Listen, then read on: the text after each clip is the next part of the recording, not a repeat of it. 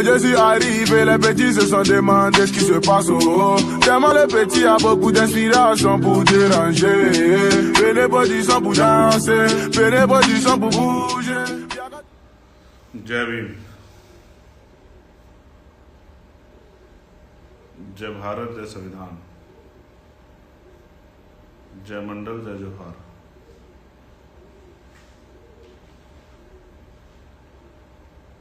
आज का ये महत्वपूर्ण लाइव जिस पे मुझे आपसे बात करनी है, जो एक महत्वपूर्ण घटना भारत में घटी है, उसको लेकर मेरे मन में बड़ी पीड़ा थी। मुझे लगा कि ये पीड़ा आपसे शेयर करनी चाहिए। प्यारे साथियों, आप सभी को जय भीम, जय भारत, नमो बुद्धाय, जय गुरुदेव, धन गुरुदेव, जय मंडल, जय जोहार।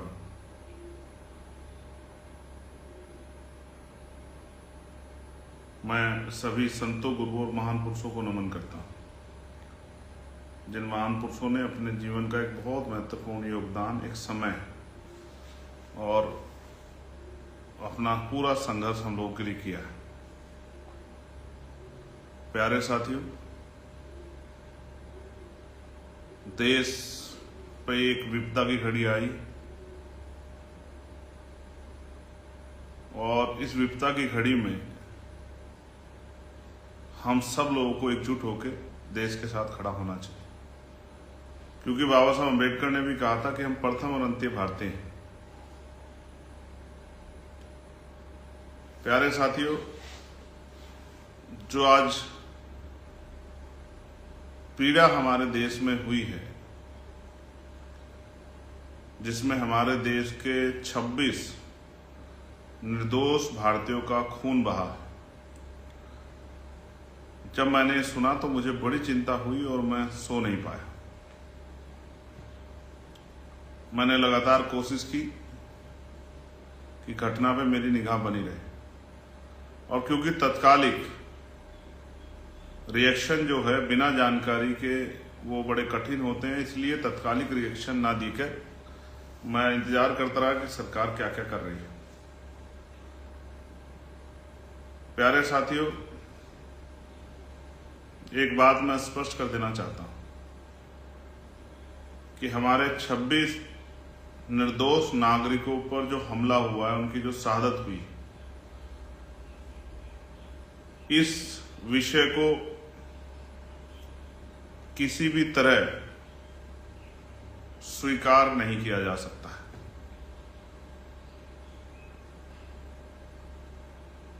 किसी भी तरह से इस आतंकी घटना को, जिसमें सफाई नहीं दी जा सकती है, इसमें किसी के आरोप प्रत्यारोप को कम नहीं किया जा सकता है। और मैं यह स्पष्ट करता हूं,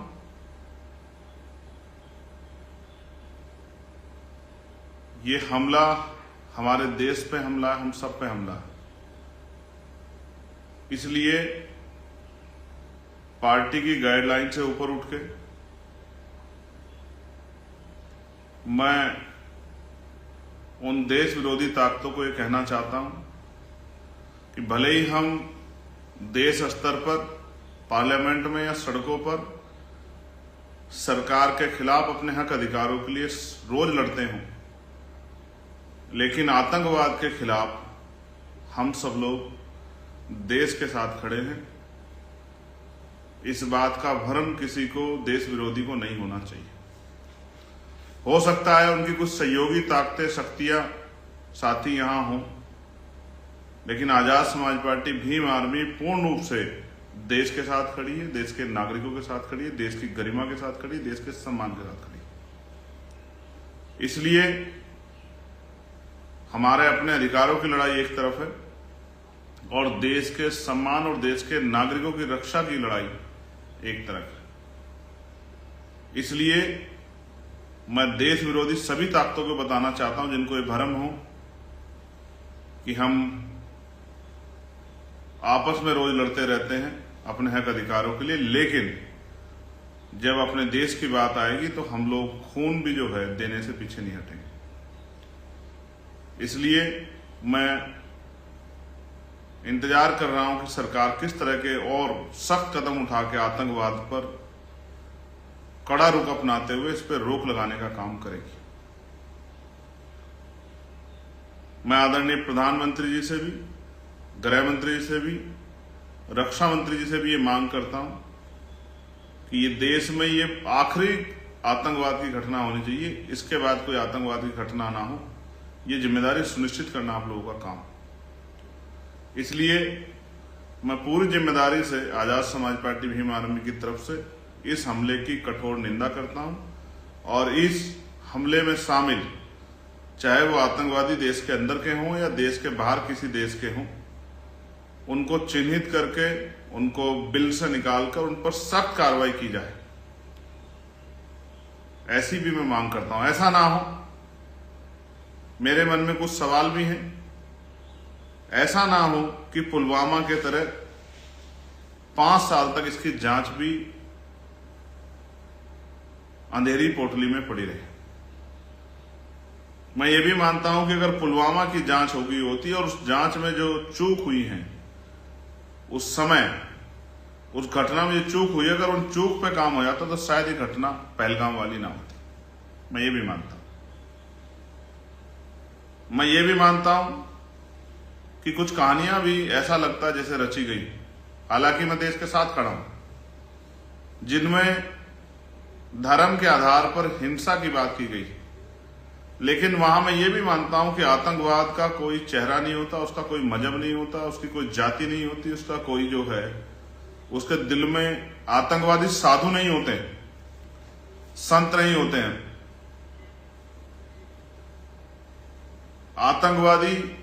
आतंकवादी होते हैं तो महिला और बच्चों को हमला ना करके, जिस तरह की बात बताई गई सिर्फ पुरुषों पे हमला किया गया, ये भी कई सवाल खड़े करता है। हालांकि मैं स्पष्ट कर दूं कि चाहे एक व्यक्ति के साथ भी अपराध होता तो भी हम इतने सख्त होते। साथियों, गंभीरता से हमें इस बात पे भी नजर रखना है कि सिर्फ इस वजह से कि सरकार कार्रवाई कर रही है, इससे सरकार का अपराध भी कम नहीं हो जाता।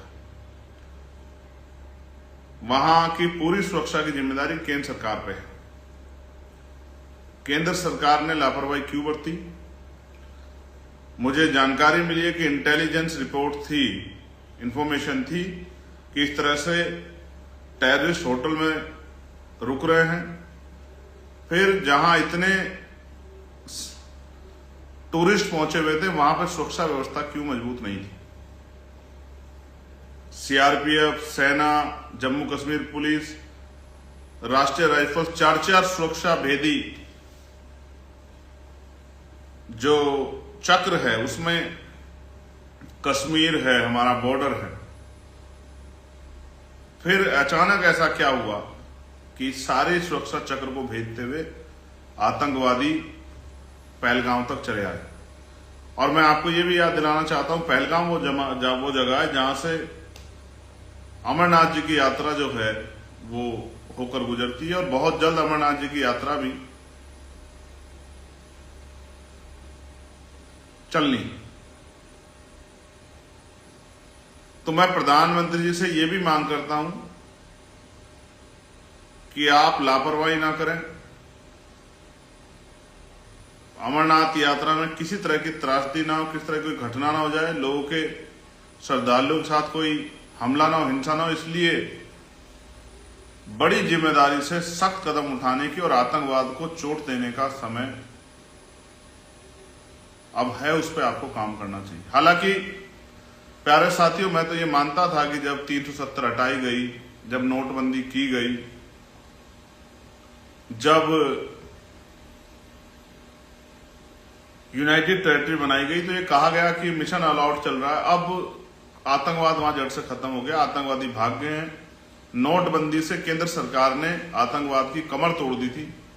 फिर ये अचानक से कहां से आतंकवादी आ गए जिन्होंने हमारी कमर तोड़ दी, हमारे लोगों को खून के आंसू रुला दिया। मैं उन परिवारों के बारे में सोचता हूं जिन परिवारों ने अपने घर के लोग खोए हैं। किसी ने अपना बेटा खोया, किसी ने अपना पति खोया, किसी ने अपना भाई खोया। मैं उनके बारे में, किसी ने अपना पिता खोया, मैं उनके बारे में सोचता हूं, उनके दर्द के बारे में सोचता हूं तो बड़ी चिंता होती है। लेकिन मैं मानता हूं कि अगर सुरक्षा में चूक नहीं होती तो शायद आज वो हमारे बीच जिंदा होते। इसलिए मैं केंद्र सरकार से मांग करता हूं कम से कम 1 करोड़ रुपए का मुआवजा प्रति परिवारों को दिया जाए और उनके मन को शांति के लिए अपराधियों पे, आतंकवादियों पे सख्त कार्रवाई की जाए।